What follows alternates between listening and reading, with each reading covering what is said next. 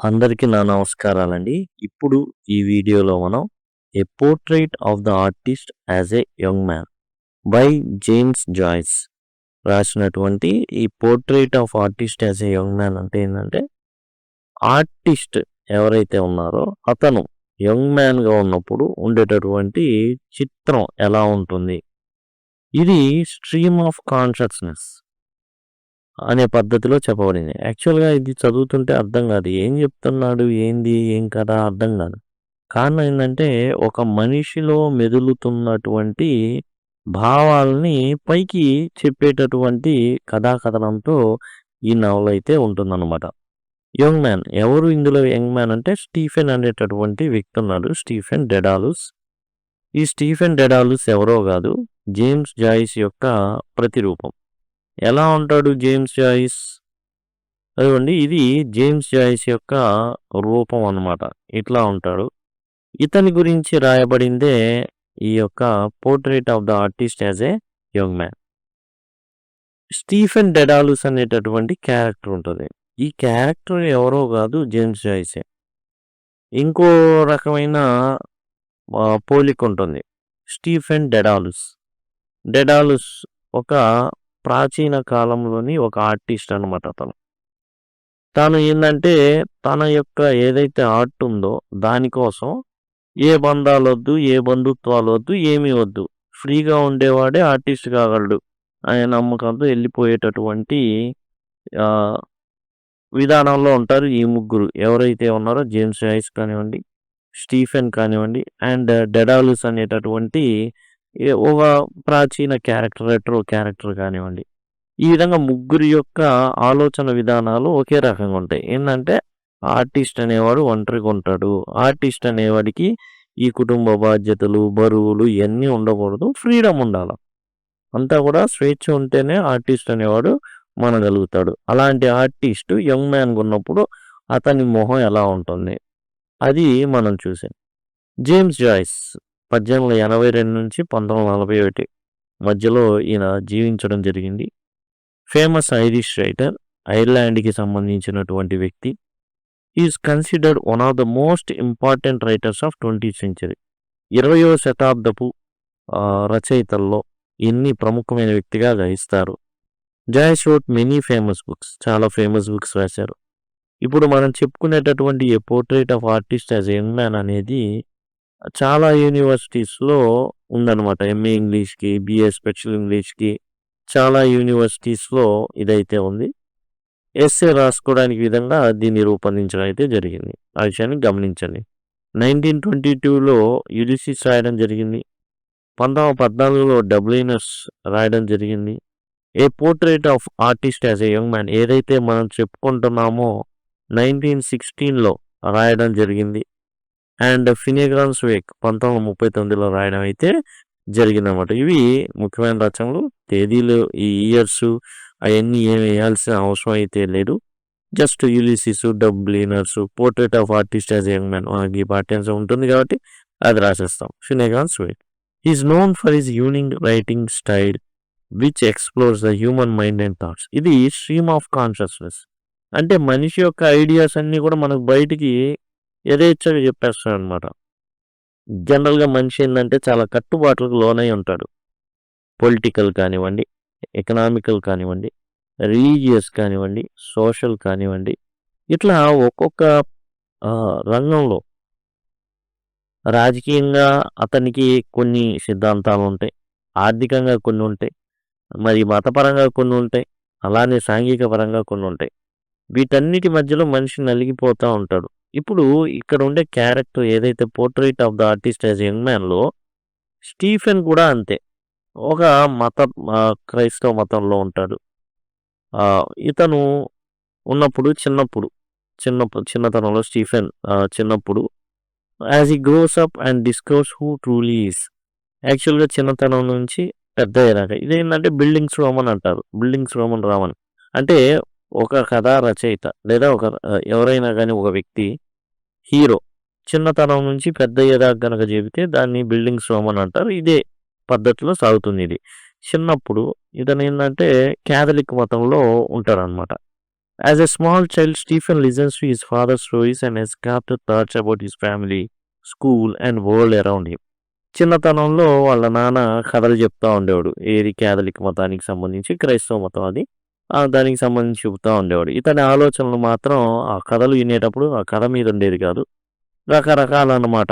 వాళ్ళ కుటుంబం గురించి, స్కూల్ గురించి, చుట్టూ ఉన్న ప్రపంచం గురించి ఆలోచించుకుంటూ కూర్చునేవాడు. అంతే తప్ప ఆ కథల మీద వాటి మీద పెద్ద ఇంట్రెస్ట్ ఉండేది కాదు. When he goes to Clongowes school he feels lonely. తర్వాత చాలా స్ట్రిక్ట్‌గా ఉండేటటువంటి స్కూల్‌లో వేస్తారనమాట. ఇక్కడ ఏందంటే పనిష్మెంట్ అనేది సివియర్‌గా ఉంటుంది. చాలా సివియర్‌గా ఉంటుంది. అలాంటి స్కూల్‌లో చాలా కఠినాత్మకమైన స్కూల్‌లో వేస్తారు. ఒంటరిగా ఉంటాడు. చాలా కన్‌ఫ్యూజ్డ్‌గా ఉంటాడు. టీనేజ్ లక్షణాలు. But also proud when he stands up to an unfair teacher. అయితే ఒక ఇన్సిడెంట్ జరుగుతుంది. అదేంటంటే ఒక ఇతనికి కళ్ళజోడు ఉంటుంది. కళ్ళు కనిపించవనమాట. అది ఏమవుతుందంటే ఒక పక్కన స్టూడెంట్ విడిచేస్తారు. ఇతను రాయలేడు. ఏమి చేయలేడు, చదవలేడు.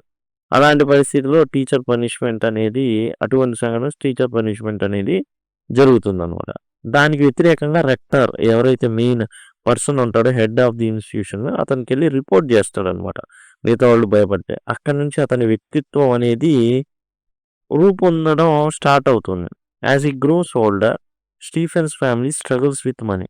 ఇక పిల్లలు పెద్దయ్యే కొద్దీ ఖర్చులు పెరుగుతా ఉంటాయి. అంతేకాకుండా వీళ్ళు ఏందంటే కొంచెం ఆర్థికమైన పతన స్థితిలోకి చేరుతారు. అందుకని వీళ్ళేమవుతారంటే టోటల్‌గా స్టీఫెన్ డెడాలస్ ఫ్యామిలీ డబ్లిన్‌కి చేంజ్ అవుతారు. డబ్లిన్ అనేటటువంటి ప్రదేశానికి వెళ్ళిపోతారు.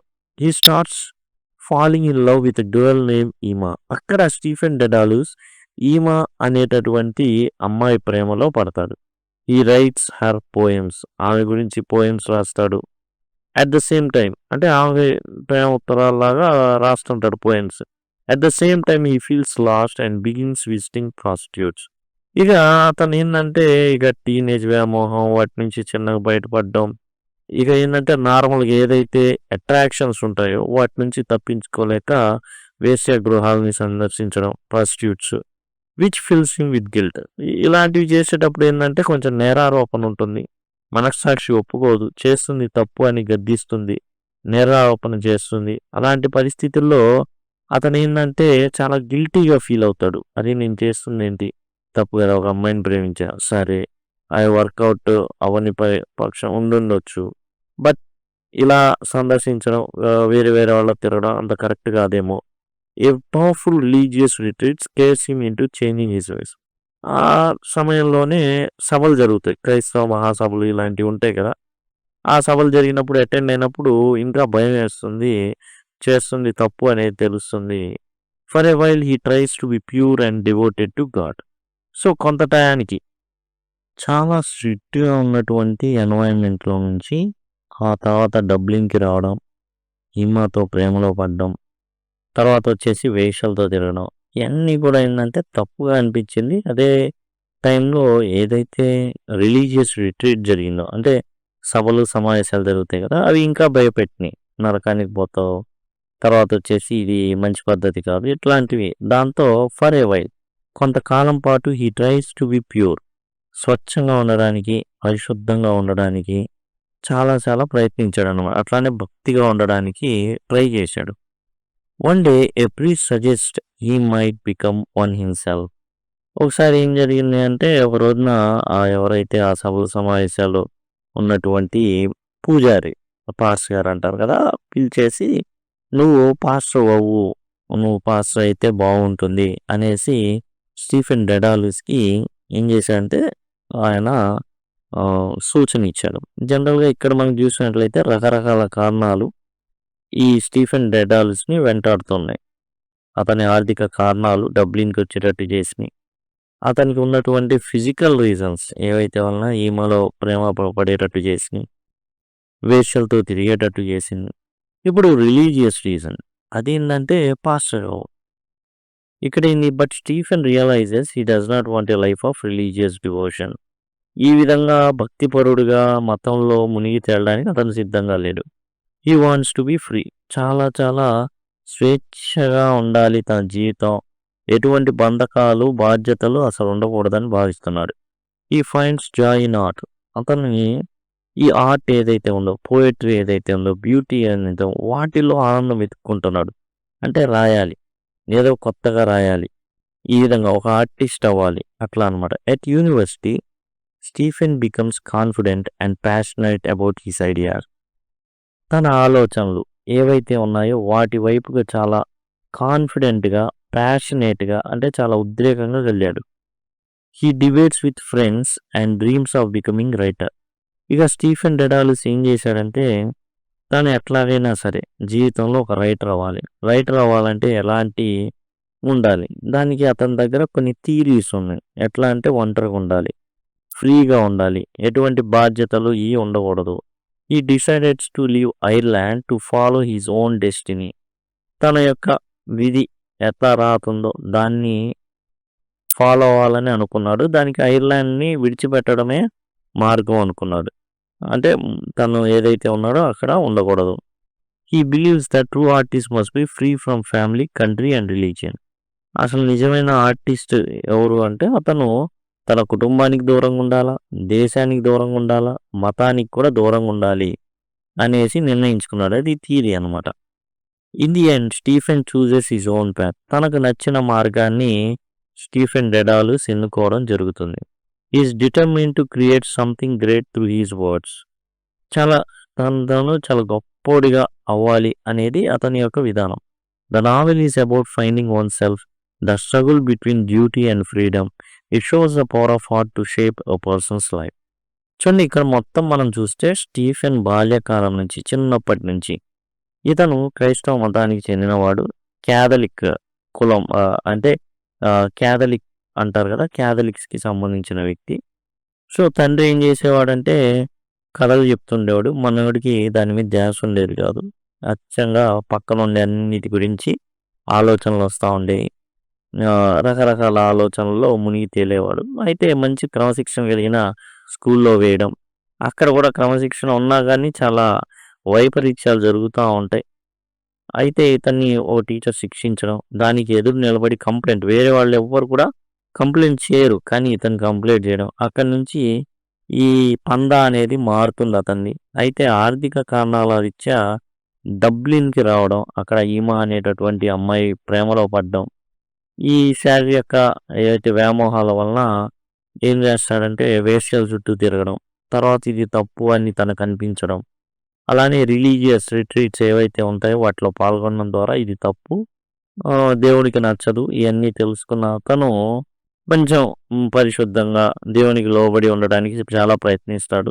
బట్ వల్ల కాదు. అండ్ ప్రీస్ట్ ఏమంటాడంటే వచ్చేయి నాలాగా అయిపో, నువ్వు బెటర్ అట్లా అయితే అంటే, బాబు ఏ బంధకాల్లో నేను ఉండదలుచుకోలేదు, నేను చాలా ఫ్రీగా ఉండాలనుకుంటున్నాను, అట్లానే ఉంటాను, ఏ బాధ్యతలు నాకొద్దు జీవితంలో, ఒక మంచి రైటర్ అవ్వాలన్నా, ఒక ఆర్టిస్ట్గా మారాలన్నా ఎటువంటి బాధ్యతలు ఇవన్నీ కూడా ఉండకూడదు, నేను కూడా పెట్టుకోదలుచుకోవట్లేదు, నా జీవితం మొత్తం కూడా ఒక ఆర్టిస్ట్గా అవ్వడానికే నేను ఖర్చు పెడతాను అనేసి స్టీఫెన్ ఏం చేస్తాడంటే అక్కడి నుంచి వచ్చేస్తాడు. అది అతను నిర్ణయించుకున్నటువంటి ఆర్టిస్ట్గా ఎలా తయారవుతాడు అంటే, సపోజ్ గొంగలి పురుగు అనుకుంటే సీతాకోకచిలుకగా మారే క్రమంలో ఒక ఆర్టిస్ట్ బాల్యం నుంచి తాను ఆర్టిస్ట్గా నిర్ణయం తీసుకునే విధానం వరకు, అంటే జేమ్స్ జాయిస్ ఏం చేశాడంటే తాను ఎట్లాగైతే తను తాను మలుచుకున్నాడో, స్టీఫెన్ డెడాలస్ ఎవరో కాదు, జేమ్స్ జాయిసే తన గురించే రాసుకున్నాడు అనమాట.